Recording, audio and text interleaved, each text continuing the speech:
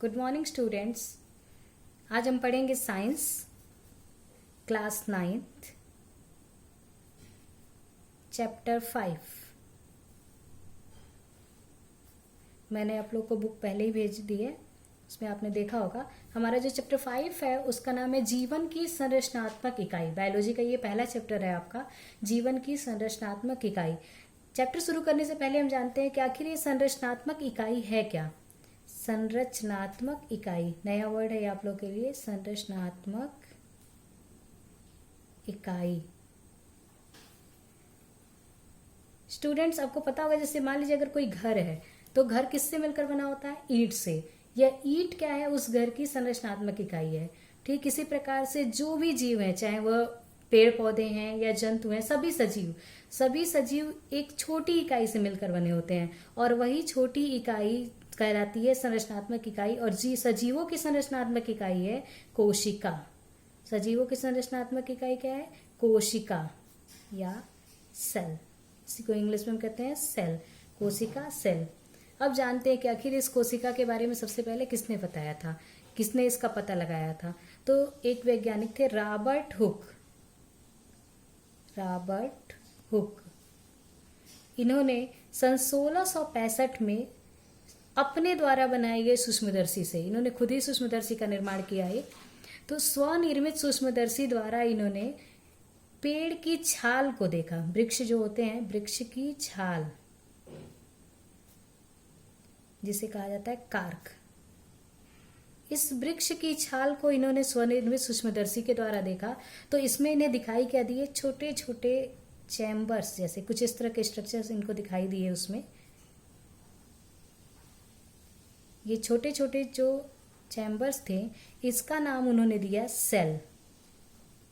इन छोटे छोटे चैम्बर्स को उन्होंने कहा सेल। आखिर उन्होंने सेल ही क्यों कहा? जो सेल है वो लैटिन भाषा का शब्द है जिसका अर्थ होता है कमरा, छोटा कमरा। सेल का मतलब होता है छोटा कमरा। और इसीलिए चूंकि ये जो दिख रहा था ये काफी छोटे छोटे कमरों की तरह ही दिख रहा था, इसलिए इन्होंने इसका नाम दिया छोटा कमरा।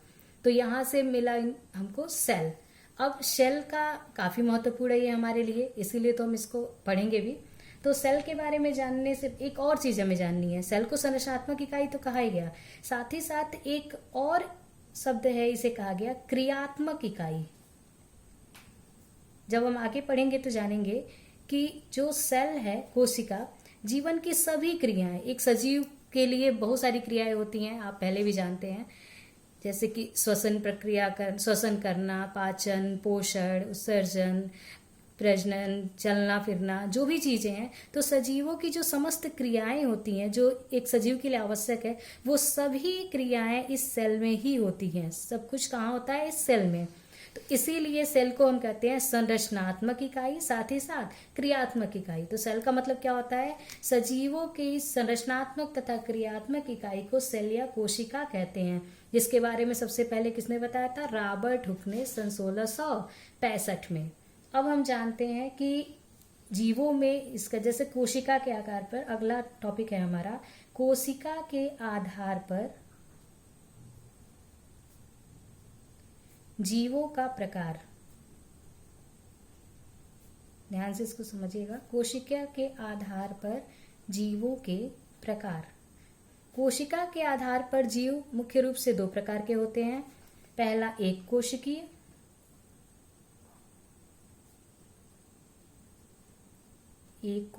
जीव, और दूसरे होते हैं बहुकोशिकीय जीव। बहुकोशिकीय जीव। अब एक कोशिकीय जीव को समझते हैं। एक कोशिकीय जीव वे होते हैं, नाम से स्पष्ट है, एक, यानी ऐसे जीव जिनके शरीर में केवल एक कोशिका पाई जाती है, जिनका पूरा शरीर केवल एक कोशिका से मिलकर बना होता है।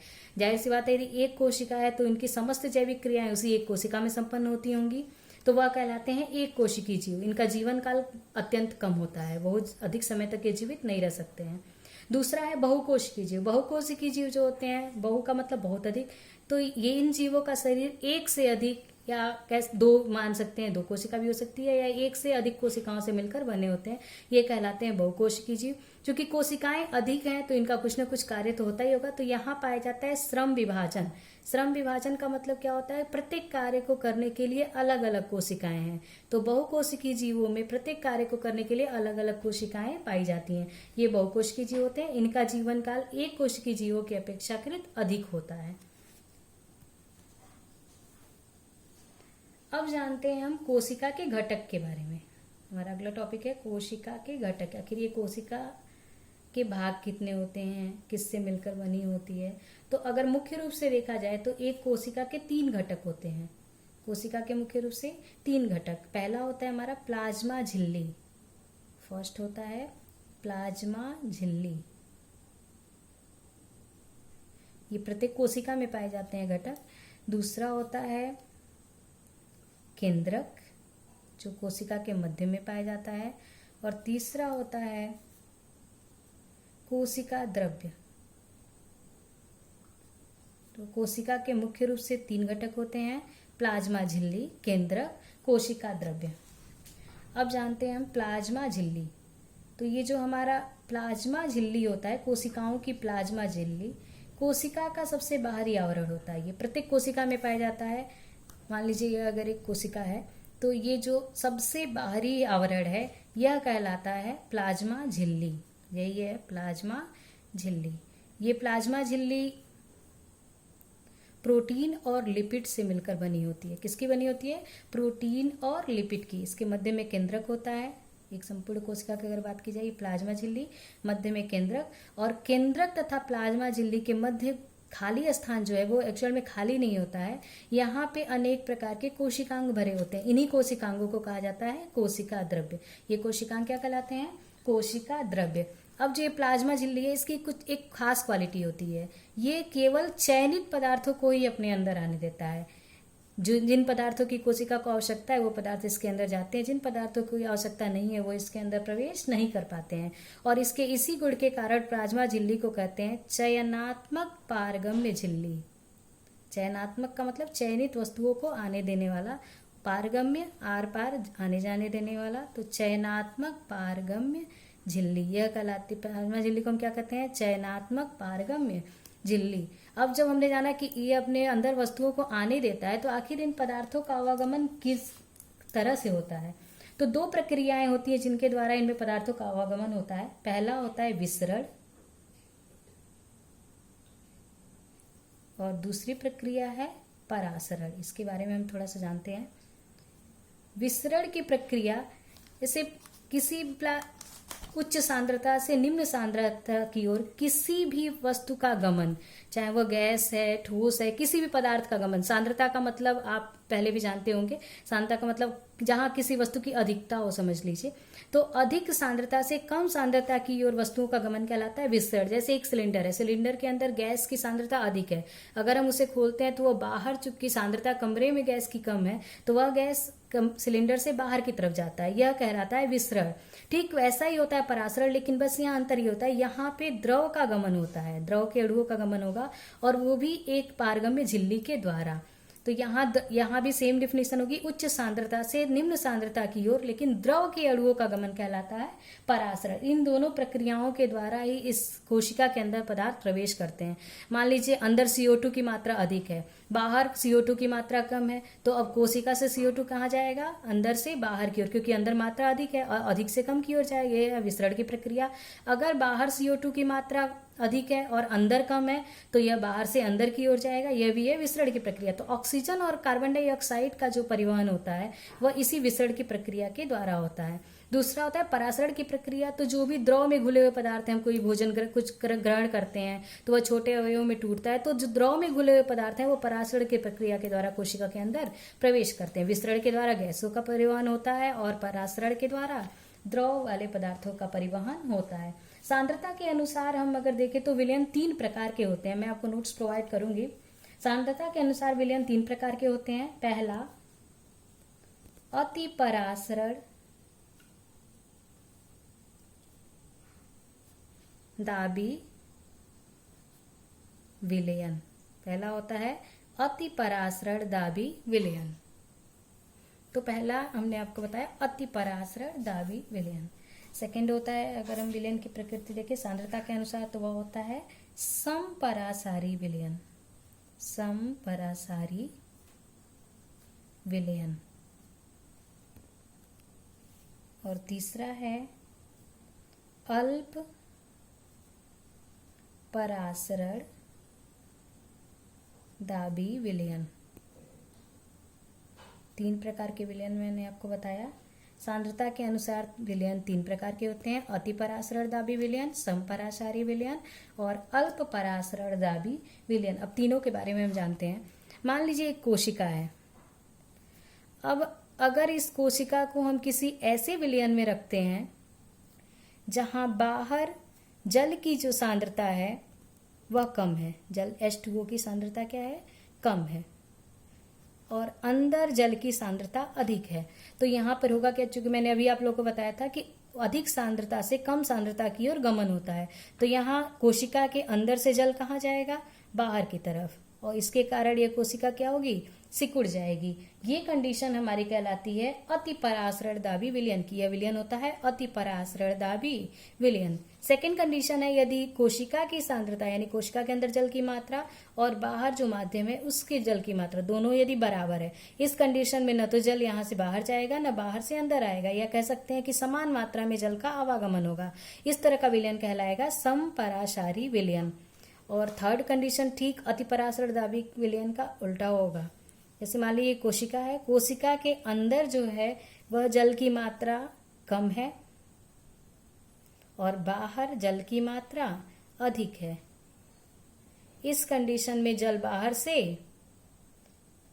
अंदर की ओर आएगा, जो जल है वह बाहर से अंदर की ओर आएगा, और इस समय ये कोशिका क्या होगी, फूल जाएगी। इस तरह के विलयन को हम कहेंगे अल्प परासरण दाबी विलयन। तो विलयन 3 प्रकार के हैं, अति परासरण दाबी विलयन, समपरासारी विलयन और अल्प परासरण दाबी विलयन।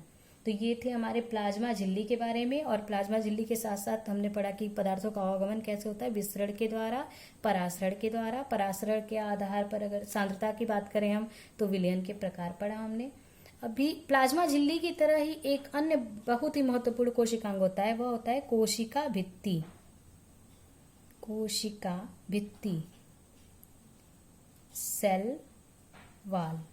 कोशिका भित्ति को इंग्लिश में कहते हैं सेल वॉल। ये कोशिका भित्ति है क्या, जैसे मैंने आप लोगों को बताया था कि कोशिका है, कोशिका का बाहरी आवरण है प्लाज्मा झिल्ली। प्लाज्मा झिल्ली से भी बाहर एक आवरण पाया जाता है। प्लाज्मा झिल्ली के जो ये बाहर का आवरण होता है वह कहलाता है सेल वॉल या कोशिका भित्ति। ये सेल वॉल की एक क्वालिटी, ये सेल वॉल जंतु कोशिका में एब्सेंट होता है। जंतु और पादप कोशिका, जंतु पादप के बारे में आपको पता है, तो जंतुओं में यह सेल वॉल अनुपस्थित होता है, यानी जंतुओं का सबसे बाहरी आवरण क्या होगा जंतु कोशिका का, प्लाज्मा झिल्ली। जबकि यदि पादप कोशिका की बात की जाए तो पादप कोशिका का सबसे बाहरी आवरण क्या होगा, सेल वॉल। यहीं से हम जंतु कोशिका और पादप कोशिका में प्रमुख अंतर बता सकते हैं। जंतु कोशिका में सेल वॉल नहीं पाया जाता है, पादप कोशिका में सेल वॉल पाया जाता है। और ये जो सेल वॉल है वह बना होता है सेल्यूलोज का। किसका बना होता है, सेल्यूलोज का। इसके पहले हमने जो प्लाज्मा झिल्ली पढ़ा था, प्लाज्मा झिल्ली किसका बना होता है, प्रोटीन और लिपिड का, और सेल वॉल बना होता है सेल्यूलोज का। जंतु कोशिका में सेल वॉल अनुपस्थित होता है, पादप कोशिका में सेल वॉल उपस्थित होता है। अब अगला टॉपिक हमारा है केंद्रक। तो कोशिका के अंदर सबसे मध्य में पाया जाता है केंद्रक या फिर न्यूक्लियस, इसे हम कहते हैं केंद्रक। अब ये केंद्रक भी कुछ कोशिकाओं में उपस्थित होता है, कुछ कोशिकाओं में अनुपस्थित होता है। तो इनकी उपस्थिति या अनुपस्थिति के आधार पर, या हम कह सकते हैं कि विकसित या अविकसित होने के आधार पर, उपस्थित अनुपस्थित से ज्यादा बेहतर है विकसित और अविकसित, इस आधार पर हम कोशिकाओं को 2 भागों में बांटते हैं। केंद्रक के आधार पर कोशिकाएं 2 भागों में बढ़ती हैं। पहली होती है प्रोकैरियोटिक कोशिका, प्रोकैरियोटिक कोशिका, और दूसरी होती है यूकैरियोटिक कोशिका। प्रोकैरियोटिक कोशिका एवं यूकैरियोटिक कोशिका। प्रो का मतलब होता है प्रारंभिक। साइंस में कभी भी प्रो वर्ड आए तो प्रो का मतलब होता है प्रारंभिक। और यहाँ पे जो वर्ड कैरियोटिक है, कैरियोटिक भी लैटिन वर्ड है, कैरियन। कैरियन का मतलब होता है केंद्रक। तो प्रोकैरियोटिक का मतलब क्या हो गया? प्रारंभिक केंद्रक। और प्रारंभिक का मतलब पूरी तरह से विकसित ना हुआ, अभी शुरुआत हुई हो। तो वे जीव जिनकी कोशिकाओं का केंद्रक प्रारंभिक होता है, पूर्ण विकसित नहीं होता है, उन जीवों को कहा जाता है प्रोकैरियोटिक जीव। और उनकी कोशिका को कहा जाता है प्रोकैरियोटिक कोशिका। इसके एग्जाम्पल्स में आप बैक्टीरिया मान सकते हैं, नोट्स में मैं आपको लिख के ये दूंगी। सेकेंड जो है यूकैरियोटिक। साइंस में यू वर्ड जहां भी आए, यू का मतलब होता है ट्रू। और कैरियोटिक वर्ड, इसका मतलब यहां भी कैरियन, और कैरियन का मतलब केंद्रक। तो ट्रू यानी सत्य, और केंद्रक सही केंद्रक। और सही केंद्रक का मतलब क्या है? विकसित केंद्रक। तो ऐसे जीव जिनकी कोशिकाओं का केंद्रक, ध्यान सुनिएगा, ऐसे जीव जिनकी कोशिकाओं का केंद्रक पूर्ण विकसित होता है, वे जीव कहलाते हैं यूकैरियोटिक जीव। और उनकी कोशिकाएं कहलाती हैं यूकैरियोटिक कोशिका। तो केंद्रक के आधार पर दो प्रकार की कोशिकाएं थी, प्रोकैरियोटिक कोशिका और यूकैरियोटिक कोशिका। ऐसे जीव जिनका केंद्रक प्रारंभिक होता है, पूर्ण विकसित नहीं होता है, वे प्रोकैरियोटिक कोशिका। और ऐसी कोशिका जिनका केंद्रक पूर्ण विकसित होता है, वह कहलाती हैं यूकैरियोटिक कोशिका। केंद्रक का जो बाहरी आवरण है, यह बाहरी आवरण कहलाता है केंद्रक आवरण। केंद्रक आवरण हम कह सकते हैं इसको। तो केंद्रक का जो बाहरी आवरण है वह कहलाता है केंद्रक आवरण। आगे इसके बाद से जो हम पढ़ेंगे वह नेक्स्ट वीडियो में हम आपको भेजेंगे, वह होगा हमारा कोशिका द्रव्य के बारे में। अभी तक जितना दिया है इसके मैं नोट्स आपको भेज दूंगी, आप नोट्स तैयार रखिएगा। Thank you.